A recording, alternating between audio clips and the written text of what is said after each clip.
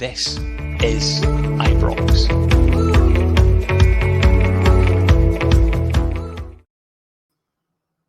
Hello everyone and welcome to Club Deck Corner season preview here on Club at 22, the Rangers podcast. Just before I introduce the guys, this is the first show we've done since the news broke that sadly Ali Dawson passed away at age 63. So all of us here at Club at 22 and everyone at This is Ibrox passes on our sincere condolences to his family and his friends.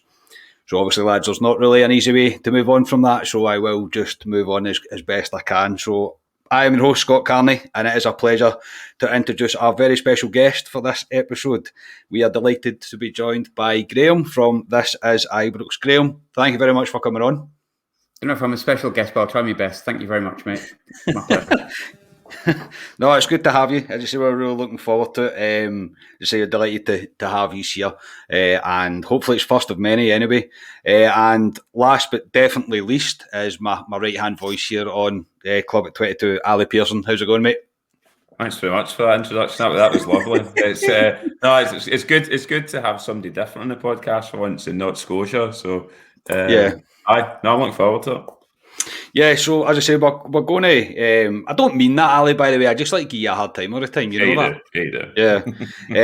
We're here to kind of round up pre-season for Rangers and to look forward to a massive season coming up for Gerrard and the team. And as I said, This is Ibrox have came along for the ride. So we'll just get into it. Lads, Rangers, obviously, we'll start with the pre-season. Rangers obviously played Partick Thistle, Tranmere, Arsenal, Brighton and Real Madrid. We were obviously due to play Blackpool as well, but it was cancelled obviously due to COVID. 2 wins, 2 draws and a defeat. Not bad return for pre-season, but who would have thought the team that would defeat us would be Tranmere of all teams. So Graham, what were your thoughts on pre-season overall, and were you lucky enough to get to any of the games? I was lucky enough to get to probably the worst of the two at Ibrox last weekend and go to the Brighton game. But I think pre-season's a difficult one, isn't it? If you win 7, but then you start the season against Livingston and get beat, which, you know, touch wood is not going to happen, then you kind of forget about pre-season pretty fast. So I think if you look at the pre-season results, you've got a defeat against Tranmere, a win against Real Madrid, which kind of shows you the ludicrous of pre-season sometimes, but it's... In ways, I think, you know, the probably the latter pre-season games that would be the ones you would look at and pay more attention to, and I suppose that's quite good in the sense that, you know, the last one that we played would beat Real Madrid. There's been a lot of positives that have come from it. I think Gerrard obviously has added players almost last season for this season in Offerball, for example, and Fashion Sakala came in. Obviously, I think just towards the end of the season, that was confirmed on a pre-contract as well. So he's always got his eye on building the team, and Lundstrom's came in as well. I think what's quite good, though, is his cause obviously stayed there. There's been rumours around Morelos, and obviously you never know every season with Morelos, to be fair, but I think probably the more important one, maybe a controversial opinion, maybe not, is Glenn Kamara.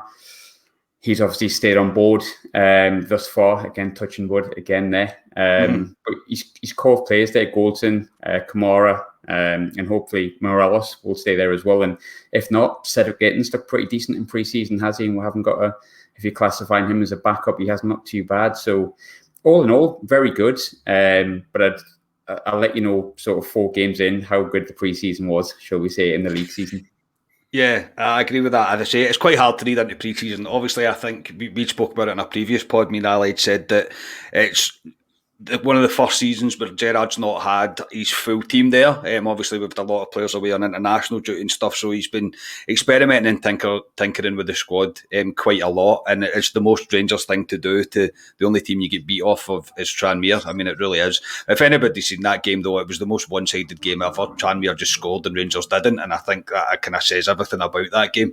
But I'd agree with you on some of the performances of players that you maybe wouldn't expect. Cedric Itten especially, I think he's the absolutely no harm at all, setting himself up for this season to be involved. There's always a speculation around Morelos. We don't know what's going to happen with Morelos. He's back in Glasgow, we know that now. He put a picture up on Instagram recently of him in his Rangers gear, so he's coming back obviously. But we'll move into transfers a wee bit later on. Ali, surely we are winning the Champions League now that we've beat Real Madrid, yeah? Yeah, if you want to say, I don't know what the odds of us winning the Champions League is, but they must have dwindled after beating Real Madrid. But no, I mean, in terms of pre-season, I was fortunate enough that I missed the Tranmere game out of all of them. So that was a good one I missed, to be honest. So did I, actually. I missed the Tranmere game as well. So did you as well. But it's been a gradual building blocks, to be honest. If you look all the way through the games, I said in earlier pods, it's been slightly disjointed with regards to, you just touched on it. He's not had the full squad there. There's been a lot of youth players in and out. Jordan Jones, Jake Hasty appeared at one point, and George Edmondson before he left. So he didn't really get to pick the team he wanted till the weekend there. The Brighton game, again, it was a kind of, it's not a team that's going to face Livingston again. He said that for Real Madrid. I thought Rangers were good against Brighton. I thought they dominated most of the game, just couldn't put the ball in the net. Both goalkeepers didn't have much to do, to be honest.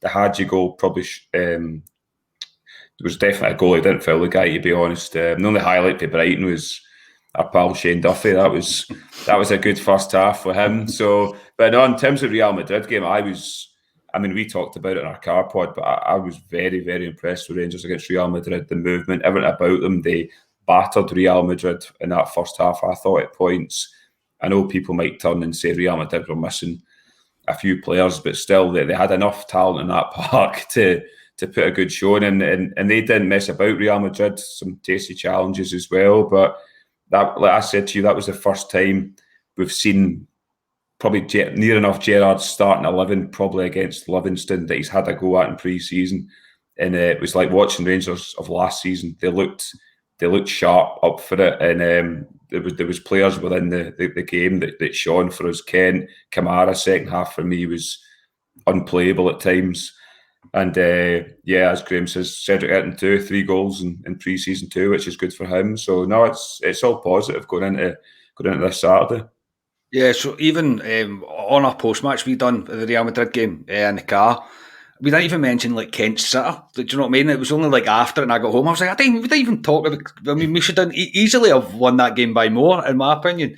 And they still would. I mean, you've seen different figures flying about, but it's somewhere between 170 and 200 million worth of talent that they had on that park. That Rodrigo that scored for them, they spent 45 million on him from a Brazilian club, I think it was.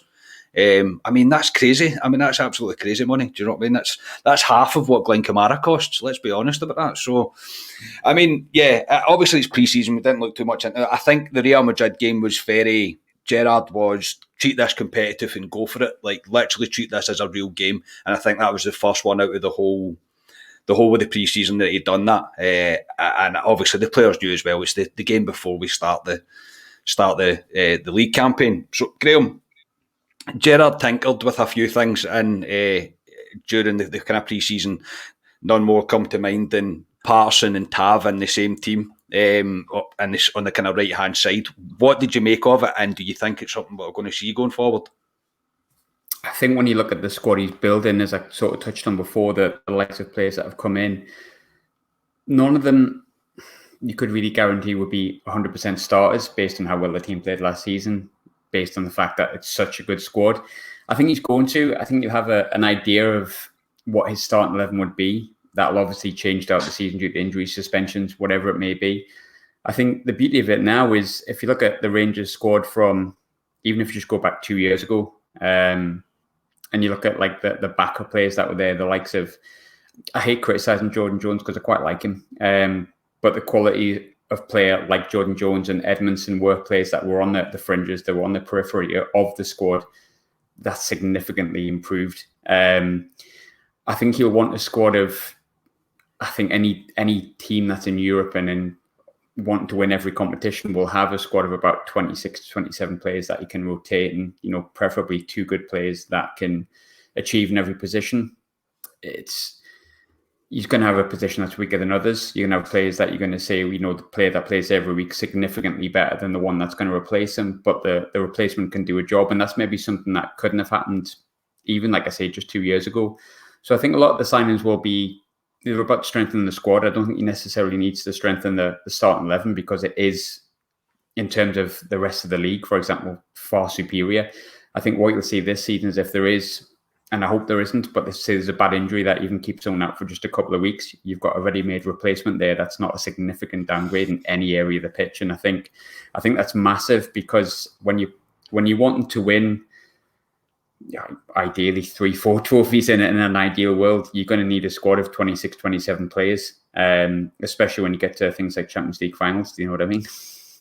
Yeah, well, yeah, definitely, mate. Yeah, definitely. I think when you see the amount of fronts that we'll be challenging on this season, I think it only makes sense to have absolute strength and depth. And I think by a long way, we've got the strongest team in Scotland, strongest squad in Scotland. I think that's kind of, it's almost too big. Right now, I think we're going to see a bit more trimming of the squad coming up. But as I say, we will come on to that. We're going to talk about the team as well. So we'll stand out players of pre-season. Maybe not ones that you were expecting. Or Ali, should I just call this the Stephen Kelly Award? That's what I've got written down, Stephen Kelly, to be honest. If you want to say standout, for me, he's the one that has stood out. Stephen Kelly. We've talked in here. He's been away learning his trade. Where he was at Ayr United, went to Ross County last season. So he's gradually went up the leagues. He done well at Ross County last season, and he came into the Rangers team during pre-season. Looks like he's been playing there all his years. To be honest, he's like a Steve Davis, if you want to say. I know Davis, we don't know how long Davis has got left in him. We always say every year we need to manage Davis, and he plays the whole season. So, yeah, I like Stephen Kelly. He's confident in the ball. He'll take the ball in brave areas too. He looks a very good player. The problem Stephen Kelly's got this season is that midfield, if you want to say the three positions, we've got some amount of options there at the moment. And for him to get above one of these other guys, it's going to be hard. So, I don't know what to do with Stephen Kelly. Do they put him out in one last loan? I know we have said, do you put him to a higher team, i.e. a Hibs, a Hearts or whatever, or do you put him down to Championship down south possibly? But I think it'll be hard push to get in that Rangers team, and it's up to him. What does he want to do? Does he want to be a bit part player and possibly come on, sit on the bench most times, or does he want to go for one last loan and hopefully come back next season and get into that Rangers team? Yeah, it's going to be it's a tough one to. It's choices that Gerrard has that we never even dreamed that he would be having. You've got young players really snapping at the heels of the old timers, if you like. I don't call them old, and they're not even that bad, maybe apart from Griggsy and Davis. But I think Stephen Kelly, he was just so good. Every time I seen him, he just come on, and it was just the composure that he showed for the age that he is and the area that he was playing in. And I said that when I first seen him, to be a successful Rangers midfielder in that, especially his area of the park, you have to believe in yourself. You have to have confidence within yourself, or you'll just get found out far too easily. And I think he did that really well. Obviously, there's a number of players. Graham, who for you stood out in pre-season? Is there any ones that maybe you weren't expecting to that did? It's really hard to disagree with Ali on that. I think Stephen Kelly's really shone to the point where you were almost like, is he really that age? Is he really kind of just standing head and shoulders above players? Talking about loan moves, obviously I'm quite fond of Sunderland, so if you want to send him on loan there for a season, we're struggling to get out of League One. We're more than happy to have him. But I think it's hard to look away from Itten. I know he's got his detractors, and maybe I'm one of them. And doesn't seem as maybe someone who would play every single week. But 3 goals, and they come against good sides as well. One of them against Arsenal, one of them coming against Real Madrid. So it's hard to look past Itten. I know he hasn't played maybe as often as some of the other ones, but some of the stuff Ryan Kent was doing in the Real Madrid game was just like a joke. It's the stuff you pay to see. And I know we've been locked out for a year, but you'd pay like the season's worth to see a skill like that, wouldn't you? But it's really hard to look past Stephen Kelly, if I'm honest. He looked really, really good. And there is that, because obviously he's been at Ross County last season, where he's played there. I think you looked at Middleton, and I know we're going back quite a few years now, but Middleton looked like he could fit into the team a few years ago, and you thought, get him on loan, bring him back. He's kind of had those loans. I know he's done well at St Johnstone. Obviously picked up, I think, the 2 trophies there. I think he's been there at the same time. But in a sense, he doesn't feel like he's that close to getting in the team. So do you put him away on a loan, or do you throw down the gauntlet and say, look, mate, you've got Glenn Kamara in there, you've got Stephen Davis, you've got all these players that are in you've got Ryan Jack to come back as well. You've got all these players in midfield where on paper, you might not get in, but show me why you should be in. And then you might get a Nathan Patterson situation where we're sitting here going, well, Tav's amazing, but how do you get Nathan Patterson in the team?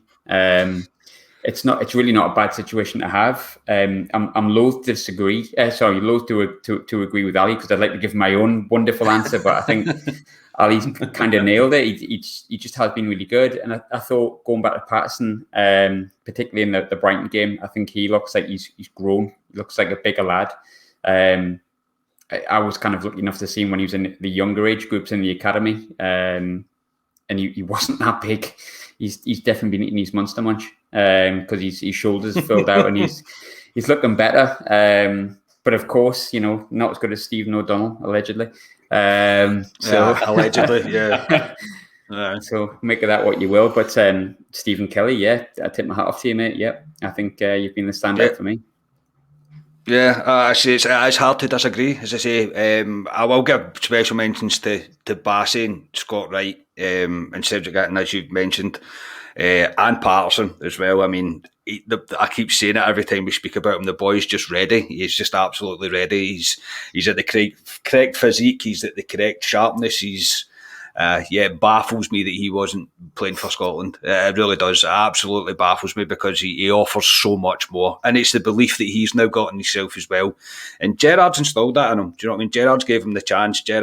He obviously had the wee COVID mishap. I don't think it was as bad as the others from the stories that I've heard, but he's responded to that really well. And he came on in that Europe game and scored within 16 seconds of the second half. I mean, absolutely crazy. I mean, you can't write stuff like that. You really can't. So you've got to give kudos to him. He's just done the right stuff, hasn't he? He's just done the right stuff. He could have easily fell down the George Edmondson role or the Jordan Jones role, and I know he's a lot younger than they are, but the lad's just done the right thing. He's owned it.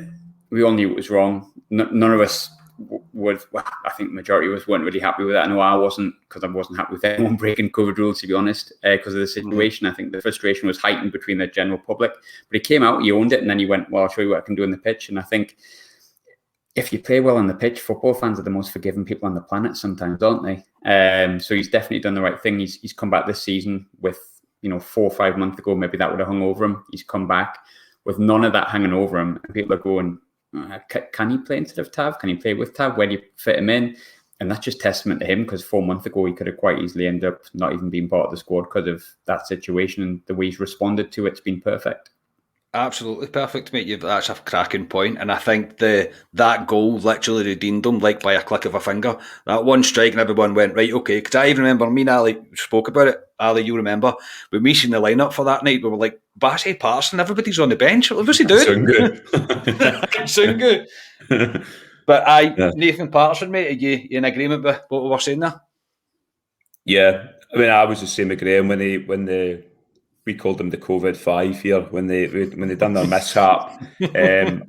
We were very scathing against them in terms of, does he play for the club again? We slated them on here, to be fair, we did. Yeah, in terms of it could have put the club in major jeopardy in terms of where we were at the league at that point, and obviously we didn't know the ins and outs, and that came out later on in terms of what actually happened. But yeah, we draw a line through that. But no, Patterson, he's getting better and better. And like you say, he's bulked out as well. There's a lot of players on that Rangers team that Gerrard's got hold of. Scott Wright is one. I think last season came on, said he put 4 kilograms on. Glenn Kamara, Aribo last season, bulked out. You can see what they're doing. But I mean, Patterson, he reminds me, and we talked about it, Carney, he reminds me of an Alan Hutton. He's athletic and he can go up and down that park. We've got a chance coming up, I think. We played Dunfermline in a couple of weeks' time, which has now been given Friday night at 7:30 as a kick-off. There's a chance for him to put Patterson, and if he wants to play Tav in there as well, in that game probably. So he's got a chance there to do that. Me personally, I don't like Tav in there. I like him as a right back. That's what he is for me. But there's going to be enough games this season. I mean, if we're going to be serious about wanting to get into Champions League, or even if we drop in Europa League, League Cup, Scottish Cup, the league, you're talking 50, 60 games this season. So he's going to get 15, 20 games, I would think, this season, Patterson. But no, he's the most exciting talent we've had at Rangers in God knows how long. Maybe going back to Alan Hutton, I don't know. But it's, yeah, Yeah, I think 100%. Big pro, he is. He's a very promising player. We just have to keep hold of him. We just need to hope as well that the English club, or the usual kind of Chelsea, Man City way of working football, is he might be good in a couple of years. Let's just buy him and just make an offer that Rangers can't refuse. And I would hate to see that happen to him. Not that I think it's necessarily bad what's happened to Billy Gilmore, but Billy Gilmore's much better than kind of going to play for Norwich. He could have really made a name for himself at Rangers, in my opinion. Obviously, the money's there. You can't really argue with it. It's the league we play in. It's what we need to do. We're a very, very small fish in a big pond compared to them. Do you know what I mean? So you can't really do anything about it. But I just hope Patterson decides to stay, and he could be a future legend of this club. I don't think there's really any doubt about it. So we'll move on to transfers. Graham, the business Rangers have done, so Sakala, Lundstrom, Offerbor obviously has got a bit of a heart issue just now, as far as we know, so we've not had a chance to see him play. But these players have cost Rangers nothing in transfers fees. Okay, Lundstrom's probably on a tidy wage, I would imagine he's on quite a nice wage, but you have to admire the way Rangers are doing business right now. I mean, I know Sheffield United got relegated. I know the end of his season wasn't perfect. I know there was contract discussions, hence why he came on a free transfer, but I think, you rewind back to the Sheffield United side when Chris Wilder first took them into the Premier League, he was their standout player. And you don't go from standout bad player overnight, especially if you can see the reasons behind it. Obviously, he hit the bar against Brighton, I think it was. You can see what he brings, and he's at a really good age. What's he, 27? That's prime for a midfielder. I mean, in a sense, you could have forgiven Gerrard if he didn't strengthen the midfield, because he's got some really good midfielders there. Arguably, in my opinion, the best in the entire league, and probably far beyond in Glenn Kamara. I think he's absolutely phenomenal. I honestly think we may struggle to hold on to Kamara in the coming weeks and months. He's that good. But I think Lundstrom's a really good signing. I think he's got all that ability there already. He's had a bad 6 months. He's had a relegation. Sheffield United weren't great. We all seen Sheffield United last season. We know the situation there. But he can grab him at 27-year-old. Gerrard obviously was his idol. I think he's a Liverpool fan. He started at Everton, but obviously he's a Liverpool fan. But it's a signing that Rangers probably wouldn't have been able to make 2 or 3 years ago because of the uncertainty of whether they could overthrow Celtic and all that kind of situation. And do I really want to play for Rangers at the moment? Is Rangers what it used to be? Or they've been down, they've come up, or there's a lot of expectations there. I mean, I won't mention names, but you only have to go back maybe to the back end of the Warburton era and think the players that we were bringing in. And you look at the likes of Lundstrom. Would we have ever attracted a 27-year-old, in my opinion, Premier League midfielder? No, he would have probably went to one of the promoted clubs or someone maybe a little bit higher up in the Premier League food chain, and he's been attracted to them. But then it's good that it's not just Lundstrom and plays in the English and the Scottish leagues that have been looked at. I think as fans, sometimes you can have that kind of blinded view of like Lewis Ferguson, for example. That's who you watch. That's who you think's good. That's who exciting. But then, I mean, Fashion Sakala, I'd never heard of him, and yet he's pretty tidy by the looks of it. Unless things go rapidly south, which from what I've seen they won't. So good to see that Rangers are not just looking in, the UK. They're looking elsewhere. They're looking at other players as well, and they're looking at players that are the right ages. And I don't just mean doing that thing of getting a database spreadsheet out and going which 19-year-olds are good and available on free transfer. Click, click, click. We'll have them. It's not a Football Manager. It doesn't work like that. Sometimes it does, but he's brought in the likes of, and I know Jack Simpson's had a bit of flack, and I know he had a poor game against St Johnstone, so on and so forth. But watched him a fair amount when he was at Bournemouth, because for some reason I like to bore myself to death with Championship football. Actually, a really exciting league, to be fair. But he's tidy, he's good, he'll do a job. He's someone that can fit in. He's someone that adds to the squad. Yes, we got him a little bit earlier, but Scott Wright, he's bugged up. I think Scott Wright's really exciting. And they're players that from the UK that you've picked up, but then you've got the likes of, like I say, Fashion Sakala, who's looked out outside of the box. I think they're getting the recruitment really right. I mean, you're talking about there's another side in the Scottish League that wear slightly different colours to ourselves. When we talk about getting the recruitment right, you can see how badly things can go wrong. And hey, don't get me wrong, I know we all like to have a laugh and stuff, but they're still going to be the nearest competitors, and I'm sure they'll still finish, second, hopefully. They'll be there or thereabouts, but it goes to show you how a couple of years of bad recruitment compared to a couple of years of good recruitment can change the way things look in the league. It's gone from looking like Celtic were dominant. No one can really get near them because they're too good. They've got more money and they've got a bit bigger and better squad. Gerrard's come in and I think he's implemented that recruitment model year on year, month on month, and he's brought in players this season that are part of that plan that he's probably been building for 2-3 years. Hey, football's football. Anything can happen. But from where we're sitting at the moment and where we're speaking, it's looking pretty tidy. He's looking like he knows what he might be doing, and it wasn't a gamble after all, as many people said it might have been a few years back.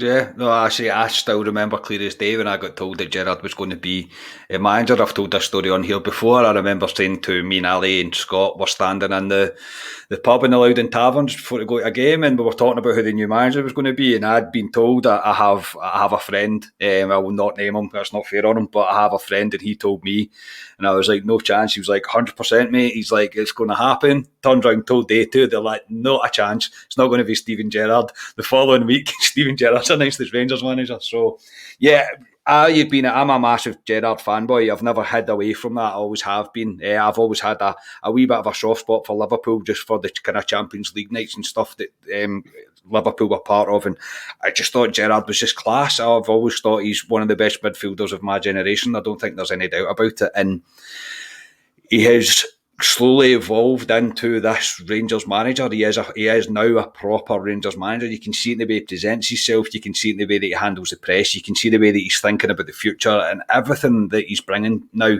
to the role of being Rangers manager.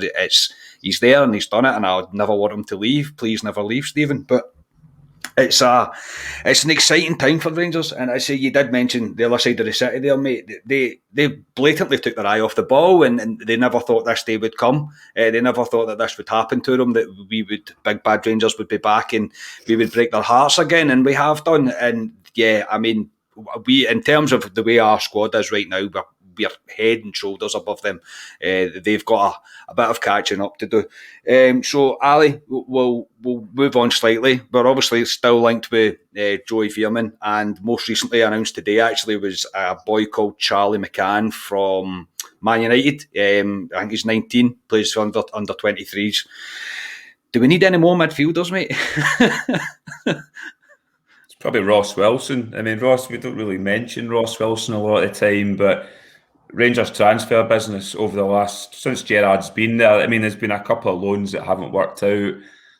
In the main, most of Gerrard's signings have been a success, you have to say. I know we look at the other side of the city, they've went through some amount of players that have not been a success and wasted money. We haven't. We do a business early doors, so we're ready to go again this season. Lundstrom in, Scott Wright in January, Simpson in January, Sakala was agreed way back in end of May, June, whatever it was. So our business is done early and we're ready to go. The other side of the city, obviously not. But yeah. What was your question again? Sorry, do we need any more midfielders? I was twiddling away there. No, we don't need any more midfielders.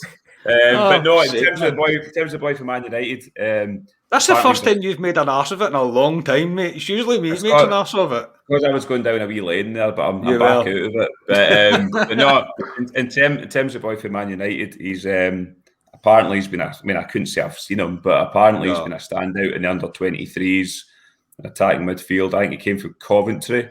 But yeah, if we can get these players and we think we can develop them, and again, it's a business model, Rangers. If you can bring these boys in and maybe sell them for good money, it's why not?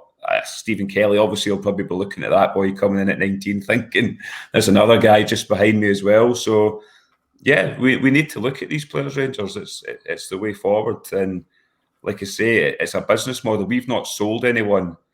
I think I've said the last time we actually sold somebody for decent money, and when I say decent money, it was about 2.5-3 million, was Josh Windass. Since then, we've not sold anyone. You look at the other side of the city, selling Chris Aya for 13.5 million. With scandalous, by the way. That is scandalous. With 1 year left in his contract, but they've done that for years. They've picked them up and sold them. So we need to start doing that as well to continue that business model. But no, it's we'll just need to see what comes from him. I don't know what we'll do with him. Does he go into the B team? I don't know. I don't know what we'll do with him. But we'll see what happens. In terms of obviously players going out, obviously Edmondson was announced this week that he's went to Ipswich. I don't think there's a real great shock in that, to be honest, especially now that Katic is back fit. I don't think there's a massive shock in it. I don't think he's fully recovered from his wee COVID blip in it as well. I think he's left a sour taste in a lot of Rangers fans' mouths, so it's going to be hard for him to come back from that. But obviously we wish him well. Loans out as well. Kai Kennedy going to Dunfermline, Lewis Mayo going to Partick Thistle. Graham, there's obviously, I said, there's obviously no shock in Edmondson going. I am a wee bit shocked that Kai Kennedy's went to Dunfermline, to be honest with you, because I think he's good enough to be in the Premier League. I don't think he should be playing that far down. Again, it was mentioned that it's the fact that they play on grass even, and the fact that the kind of style of football that they play might suit them.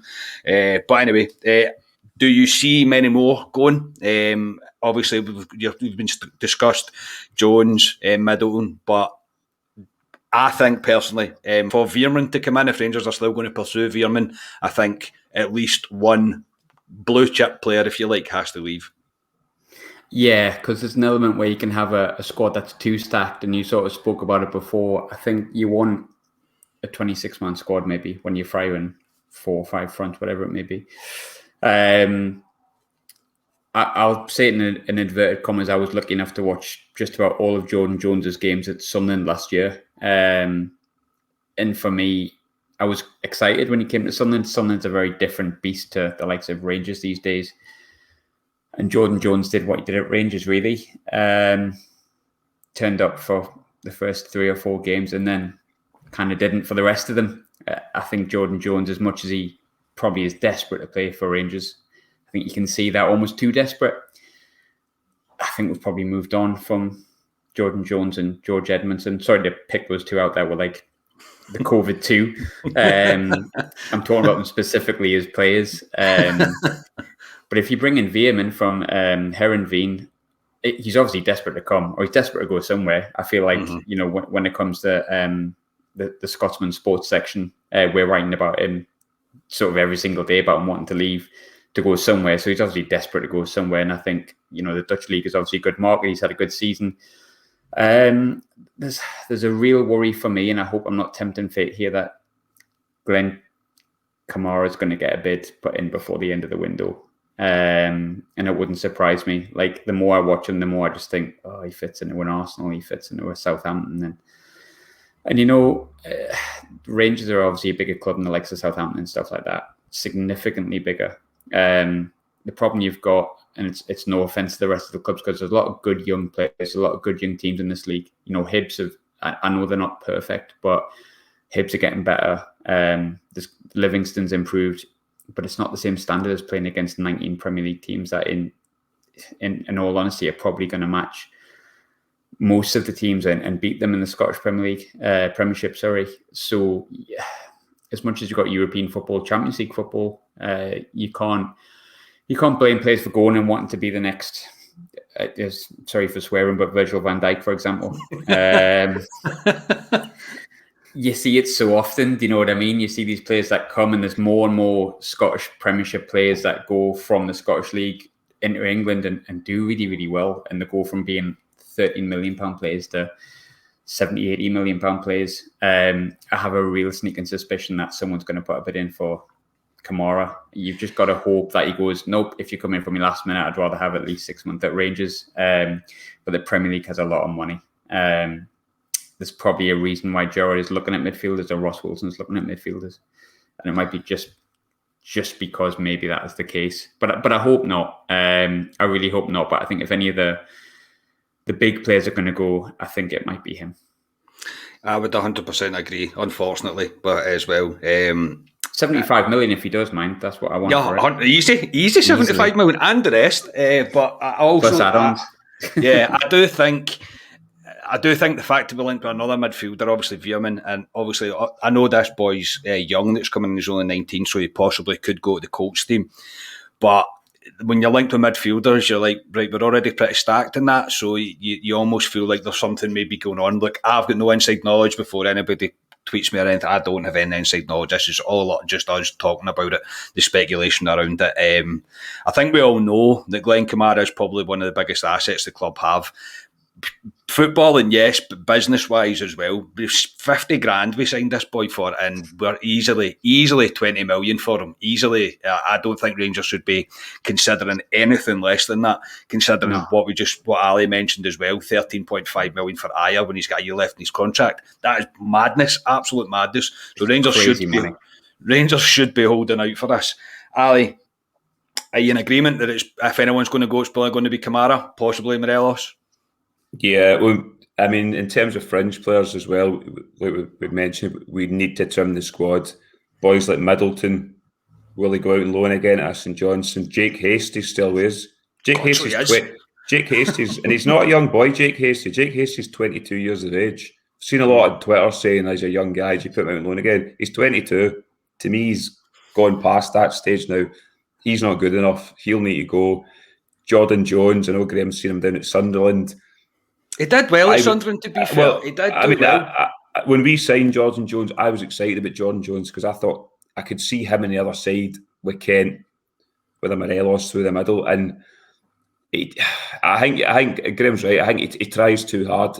He's a very frustrating player, Jordan Jones, because I know there's a player inside him and you see it in flashes, but I just think he plays beneath himself sometimes, and he's a bit daft as well, Jordan Jones, to be honest. But I think he'll go. I'm surprised Sunderland haven't had a go at him again, but I think he'll go. But no, but in terms of your blue chip players, Morelos, I mean, how many times do we talk about this? It's every transfer window. Every transfer. But I mean, Gerrard had the interview with Patterson from Sky, and he was basically saying, why do you ask me this every year? I'm going to give you the same answer, honestly. But no, I mean, we've said it. I think every other Rangers fan out and about, every Rangers fan podcast has said it.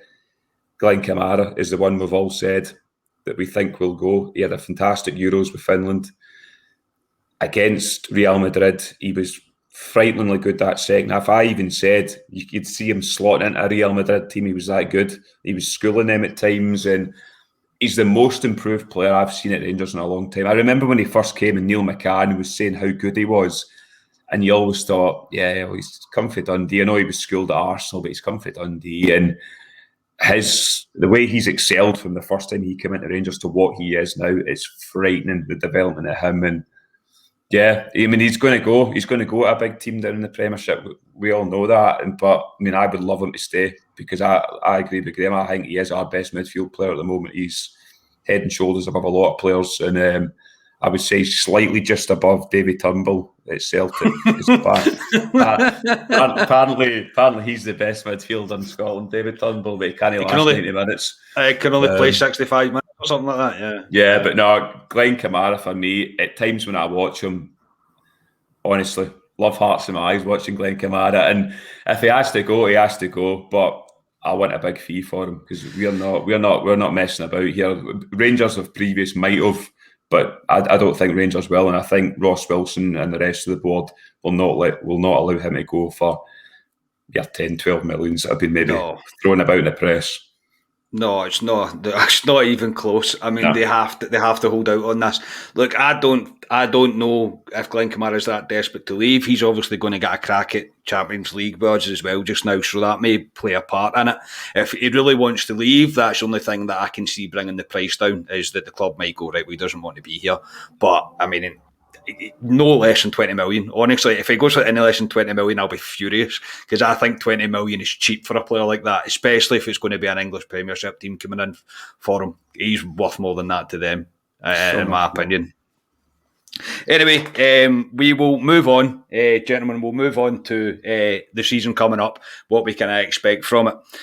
Rangers are obviously, we'll start with Champions League. Rangers are obviously going to play Malmo in the third qualifying round for the Champions League. Graham, as we've established earlier, mate, we're obviously going to win the Champions League, so it doesn't really matter who we play. But what are you expecting from this tie against Malmo? It's a difficult one, isn't it? Because it's like the likes of Malmo and these teams you've heard of, you've seen them get results, and then you don't really know much about them. I mean, for example, I think I'm pronouncing this correctly, but Michelin turned out to be all right, didn't it, last night? So perhaps I don't know if they were all right. I don't know if two bads don't often make a right. I don't think so. Yeah, lads, I was sorry, while you're talking about Midtjylland, did you see Rangers' Twitter today? The goal of the day they had? Goal of the day. Brilliant. Absolutely brilliant, Top honestly. trolling. Yeah, I mean, absolutely excellent. Just in the edge of fairness, even if that was reversed Celtic fans, that would be good shithousery, I think. That's brilliant. It's the best. You've just got to bow down to that kind of stuff. But yes. I think Malmo will be no mugs. I've been lucky enough to go to Sweden a couple of times, and I know they're vigorously passionate fans, and I don't know if that's my ignorance. But when I went there, I went to see ICA Stockholm play, and the bouncing every bit as good as the German league. So when you talk about atmospheres, I don't know how many you're allowed in these days. God knows. I think it's made up, isn't it? Sometimes how many people can get in stadiums is just decided on the spot and on the day.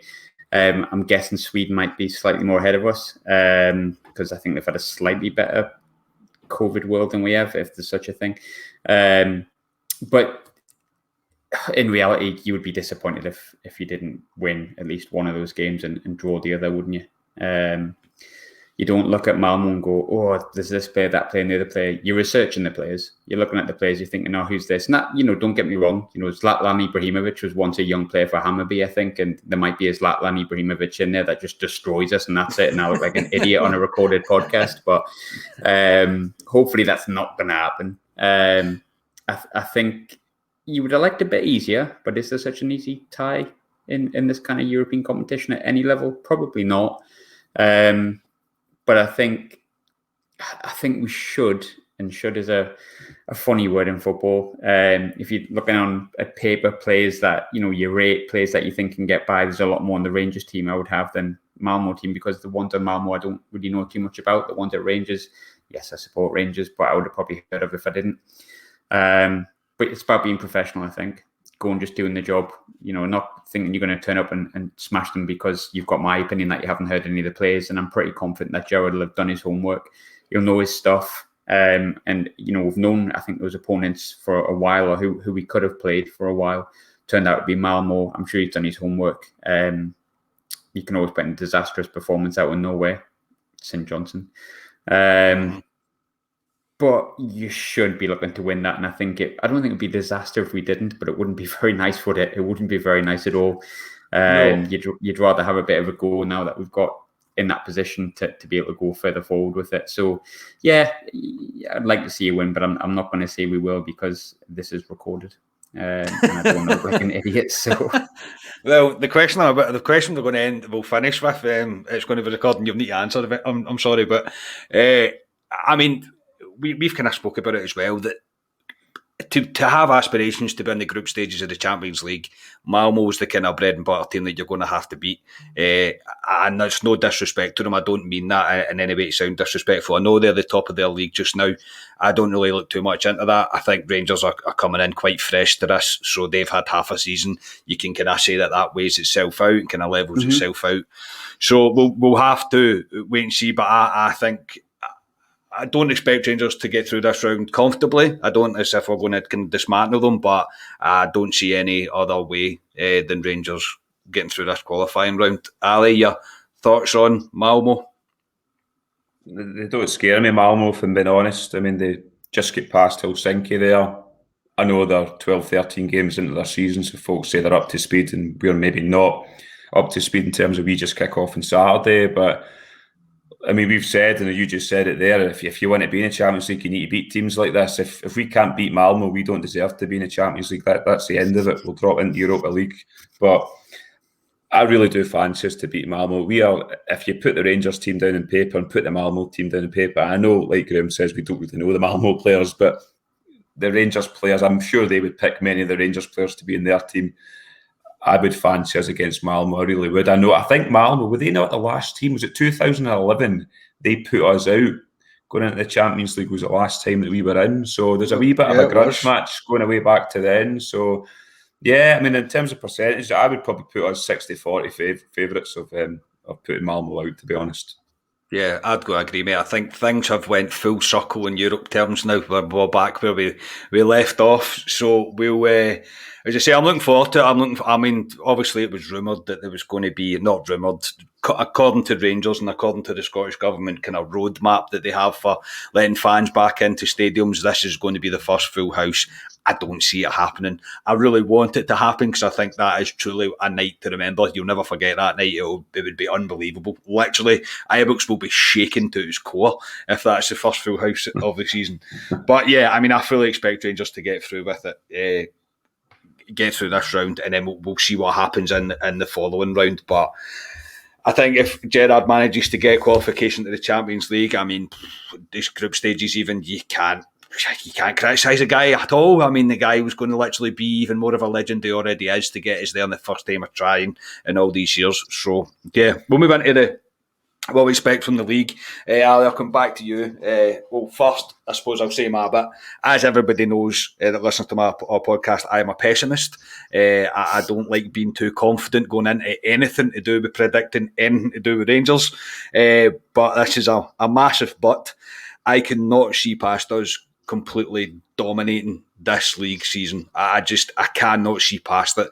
Every time I sit down and have a serious think about it and kind of weigh up what I think might happen, what could happen, I'm like, yeah, but that won't happen and this won't happen. I think this team is still very much on the upward curve. I don't think we've hit the peak yet. I think there's more to come from guys like Ryan Kent. I think he's just going to get better. I think Yanis Hadji's just going to get better. I think Kamar Roof, if he stays injury-free, could be a superstar this season for Rangers. I really do. So, Ali, what is your aspirations for Rangers coming up this season? Is obviously the league's a priority. It always is. Do we have to win a cup? It's a difficult... Well, yeah, yes and no. If you're the Rangers board, you're saying, I want 56 and I want the group stages of the Champions League, because that gets you that pot of money, which then maybe says you don't need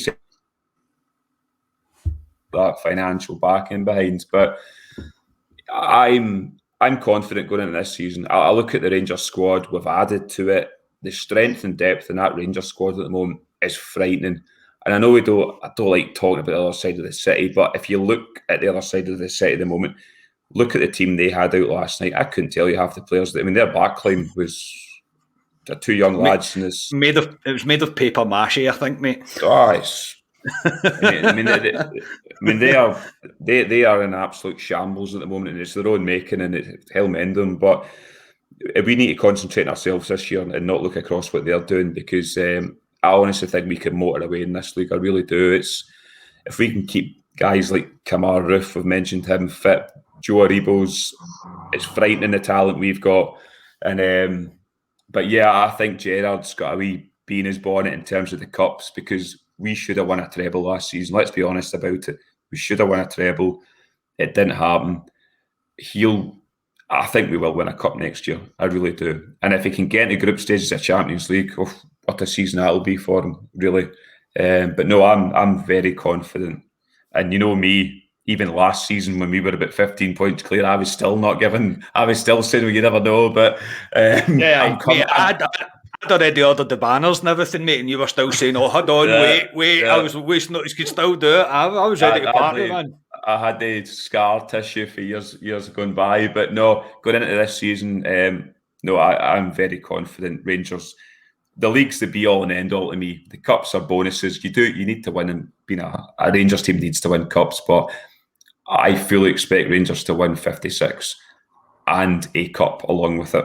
And we'll see what happens with Europe. If we can get the group stages, fantastic. If we drop into Europa League and have a run in there, that's good as well. But no, I fully expect Rangers to win the league and win one of the domestic cups as well. Not asking for much, but I like where you're coming from, mate. I like the optimism, I really do. Try and stay optimistic, see through in the season, mate, because I can't be bothered to constantly try to drag you through things because you won't want to celebrate because it's too early, can't do it yet. Graham, every time we played Celtic and before, like we'd do a club deck corner before an Old Firm, Ali would go, "They're due one, but they're due to beat us, though. They're due to beat us."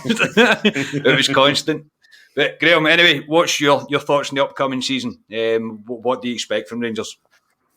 Football is a funny thing, isn't it? Yeah. And we've all got seen the videos of Celtic fans and how confident they were last season, and we've all had that and we've all laughed at it. Please God, don't let that be Rangers come next season, I think we have to be wary. I try to be as balanced as I can. Obviously, as much as I write about every team in my job, I'm very much of blue persuasion. But I think Celtic, they're a bit of a mess at the minute. Yep, for want of a better word. And it does feel a little bit like a Kachina moment, but for Celtic. And the fact that Postecoglou's names rhymes quite well with Postecoglou's is quite funny. But he does seem, to be fair to him, he does seem like the kind of bloke that doesn't cut any shite. So maybe he'll come out fighting, and I think Celtic and the whole city's vigorously passionate about football, aren't they? An unbeaten season and all cups and the Champions League group stages would be fantastic, wouldn't it? But I think Celtic might get a little bit closer, which might surprise some people. But I think that's because hurt can sometimes get you a couple more points when you're hurting. But when you really look at their recruitment and you look at Rangers, if Rangers messed us up now, it's going to be catastrophic, isn't it? If Rangers didn't win the league, at least handsomely, 5-6 points, so maybe minimum, it would be a real turn for the books, or Celtic are going to make some crazy signings. I mean, obviously, when you look at the players we're linked to, the young, upcoming players that will add to an already very good squad, whereas on the other side of the coin, Celtic are being linked to Joe Hart, and Joe Hart was a great keeper, but he hasn't played in about 4 years, well, maybe 1.5. The players there have been linked to don't make me look at it and go, well, maybe that'll change things very, very quickly. And 56ers, might not be straight away. But football's a funny thing. I think Rangers need to look at the league first and foremost, because that's what everyone wants. And I know everyone wants everything all the time, especially at Rangers. You're a club that needs to win everything. That's what we are, you know what I mean? You come into Rangers, what's the first thing you do? You go in the trophy room and you go, oh, bloody hell. So there's one or two things in here. Clubs don't have that, in the main. Man United, maybe, Liverpool, they have it. Rangers have it. You've seen, I think it was Fashion Sakala walked in and just went, and he's like genuine, like, oh crap, what have I done here? This is pressure all of a sudden. But with that kind of winner's mentality, which Gerrard definitely has as well throughout his career and now has as a manager, it does come pressure a little bit, and that can sometimes change the way football goes. And when you least expect it, something can come up behind you. So be wary of it. But if I sat here and said, on this day, 29th of July, 2021, with the way the squads are both looking and the way that we played last season, the way Celtic have played recently in last season, that I think Rangers won't go on to win more than one trophy, I'd be lying to you. And I don't like to be a liar. So I think one cup, group stages to the Champions League, potentially winning the Champions League if we want to, and the league would be fine. But I think the first Old Firm will have an awful lot to say in how the season goes. I know there's a lot of Old Firms out of the season, but anything can happen in a derby game. And I have the same feeling that, I think what you said Ali had, I go, they're due one. It will happen at some point, because that's just football, isn't it? I would not like to think it would be the first one, because it's funny how much momentum matters in football. But hey, that's my total pessimistic mind speaking. If I'm being realistic with you, I'm trying to save face here and not be too biased. I think if Rangers didn't win the league, with the way the squads and everything are just now on the 27th of August 2021, it would be pretty catastrophic. It would be a real fall from grace, and something drastic would have to happen. Yeah, totally honest. I think the same. I do. I think if, without trying to put too much pressure on it and trying to be too kind of over the top about it, I think if Rangers don't win the league this season, it would be a bit of a disaster. I really do. I think the style of football that Rangers play, we're a settled squad. We've added quality. I just think the amount of time it's going to take for any team really to mount a challenge, I think they won't be able to deal with us this season. I generally think we're going to go from strength to strength. Some of the football we play sometimes is unstoppable, especially sometimes in Europe last year. Some of the games we had, some of the football was absolutely phenomenal. It really was. So I just think the footballing style, the mentality, everything about it, the cycle of the clubs and the way it's happening, the cycle of the squads, the way it's happening, I think we'll just dominate. I'm not going to say it's going to be a full treble. I do expect the cup. I do expect the league, and Champions League group stages would be absolutely tremendous, and then hopefully into the Europa League from there. That would be absolutely outstanding. And Gerrard, I think, would probably leave at the end of that season if that manages to happen. I've said it for a while that if this season goes the best way it possibly can, for example, if we get a treble, we get into the Champions League group stages, what else can Gerrard achieve here? There's not much he can do. And at some point, some team's going to come knocking that he can't say no to. Might not be Liverpool, but there's going to be some team that comes and he'll not be able to say no to it. So it's going to happen at one point. But yeah, as I say, I'm really looking forward to this season. Even talking about it, it's strange because how long has it been since we felt confident going into a season thinking we're destined for success here? Do you know what I mean? Ali, it's madness. You're going back 10 years probably when Walter was there. Aye. When he won the 3 in a row when he came back. But yeah, I mean the last few seasons, even last season, going into last season, if I'm being completely honest, I although I thought it'd be nip and tuck, I honestly didn't think we would win the league last season. I really did. I thought the momentum would be with them. I really did, and how things can change in football. It's scary at times, but no, we need to be confident. I mean, that Rangers are built on success. I mean, the age we're all, and I'm 36. I don't know what age Graham is, but we've been growing up. Not as young as I'd like to be. Not as young as I'd like to be. Well, but I mean, we've grown up, and all we've known through our younger years is Rangers winning all the time. I've been through 9 in a row. I've been through the McLeish. I've been through Advocat. You've been through it all, and then you've been put down to 3rd division. So, I mean, it's been some bloody roller coaster we've been on, to be honest. But we need to be confident, and you can see the confidence in this Rangers team. I think they're raring to go, and they want to show the other side of the city. No, we're top dogs. We're back to where we belong, and you need to come at us now, and it's up to them to see what they do. Going back to last season, sorry to interrupt there, Scott. Well, I'm not really sorry, but there you go. Ali, you said about Morelos, and we spoke about Morelos, and we talked about last season. If Morelos went last season, it felt like such a big deal. I love Alfie. I love him like he's my own son. But like I adore him. But do I think Rangers could cope without him? Yeah. I do. Do I think that last season or the season before? No. I thought he was imperative, and we've talked about Glenn Kamara, and we've talked about how important he is, but I still think it would be a huge loss. Do I think Rangers would cope? Yeah, because the squad's so good. And I think that's probably why you were looking at with Celtic 2 or 3 years ago, and you were waiting for Rangers to make the big signings, and it took years to get back there. It feels like that with Rangers right now. And hey, football, like I say, is so funny. The weirdest things in the world can happen. But it feels like where Rangers were 2 years ago, that's where Celtic are now. They need to take a couple of years to maybe rebuild and create a challenge. And they will.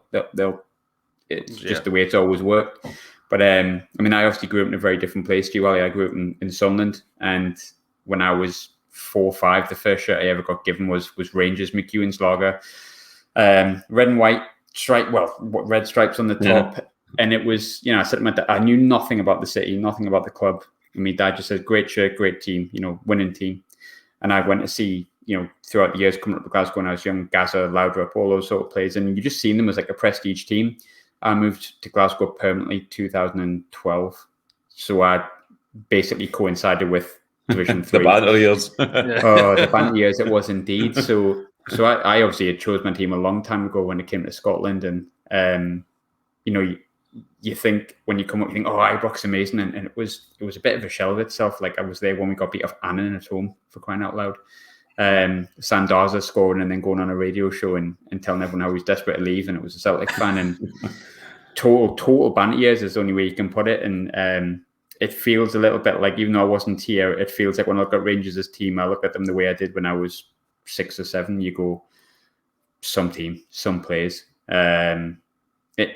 And it's the first time that's happened in a while. So if that changes, it's going to have to be catastrophic. But always be wary. You never know. Aberdeen might even do something this season. No, I'm joking.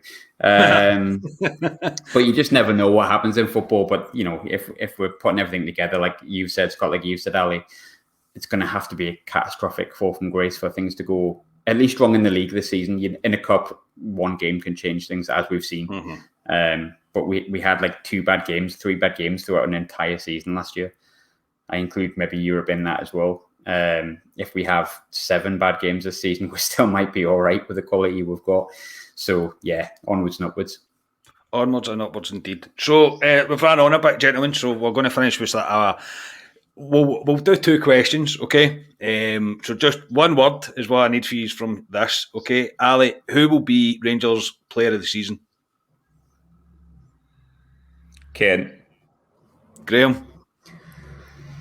Stephen Davis. Ooh, well, never discount Stephen Davis. I'm going to go for, basing this on that Morelos is probably potentially leaving, I'm going to go for Kamar Roof if he stays injury free. That's a brave one. Kamar Roof, if he stays injury free, I think Kamar Roof could score a barrel load. And we'll finish with this. And the only reason I'm doing this, Graham, is so you have to come back on at the end of the season to see who was right, okay? So we have to do the top 4 teams finishing league position. Who you think the top 4 teams are going to be? Graham, you're the guest. Do you want to go first or second? I'll go first. Right. Why not? On you go, mate. Rangers, Celtic, Aberdeen, Hibs.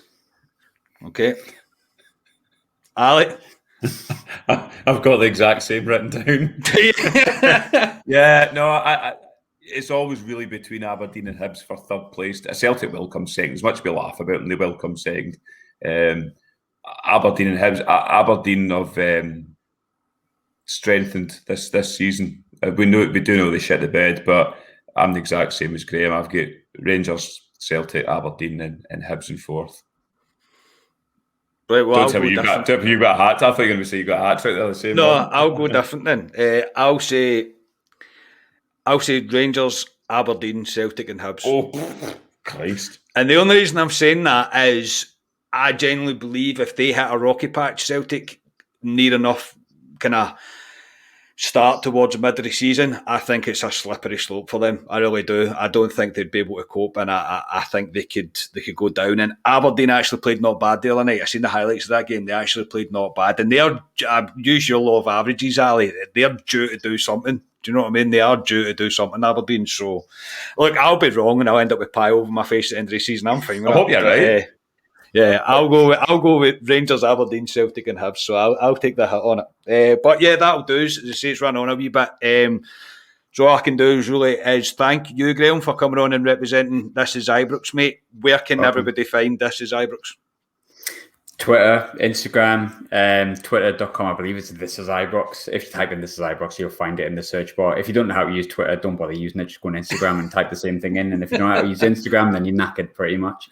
Obviously, YouTube, stuff like that. For Rangers fans in particular, there's a few interviews up there on This Is Ibrox. I've just done one, my debut interview, even though it's about my 400th, with Clint Hill, which is really good crack. If you want to kind of delve back into when really things weren't quite as good, you're welcome to. Clint Hill was fab. If you want to specifically listen to my interview over the other lads, you're more than welcome to, because that makes me look a lot better.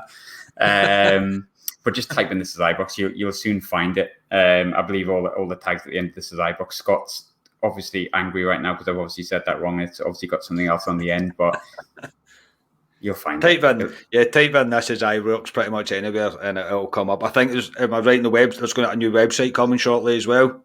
I believe so. Yes, thankfully, due to time constraints, I've got nothing to do with that because I cannot design a web page. I'm a Canva extraordinaire for those that are in the know. But when it comes to designing websites, no, that's not my job at all. But I think so. No, yes. Yeah, but thank you very much for coming on. It makes an absolute pleasure to have you on, and hopefully we'll have you on again another time. I'm sure. Hope we will. Thanks for having me on, lads. Thanks for trusting me, Scott, as well for running the show, because I don't think many people would. So thanks very much. Yeah, no problem. Ali, thanks very much, mate. And I will see you on Saturday, mate, for the Livy game. You will see me on Saturday. No, it was good to have Graham on from This Is Ibrox. So hopefully maybe get a few other lads on as well with up for other shows. So no, it was good discussion tonight. And yeah, I am absolutely buzzing for Saturday. Even your dad's coming up for a couple of pints before the game as well. So it's like He is. pre-COVID again, and no, I'm buzzing for it. The whole thing about it. I just can't wait to be back. I know we were there at the weekend, but for a proper competitive game, and the first game on the way to 56, I'm buzzing for it. Yes, it is over to you, Rangers. Let's go get 56. Don't ruin my Saturday. So yeah, I just say thank you to everybody for listening. Shameless plug from me. Please subscribe to our YouTube channel, like the videos, give us a wee 5-star rating in Apple Podcast, leave a comment, follow the socials. It really does help support us. It really makes a huge difference. Thank you for the incredible response we got to the kind of car pod reaction that me and Ali did on Sunday. It was absolutely tremendous and really took us back a bit. So thank you to everybody. If you're going to Ibrox on Saturday, enjoy it. I know I sure will enjoy it. Thanks again to This Is Ibrox for coming on. We are Club At 2, the Champions podcast, and more importantly, we are the people. Cheers.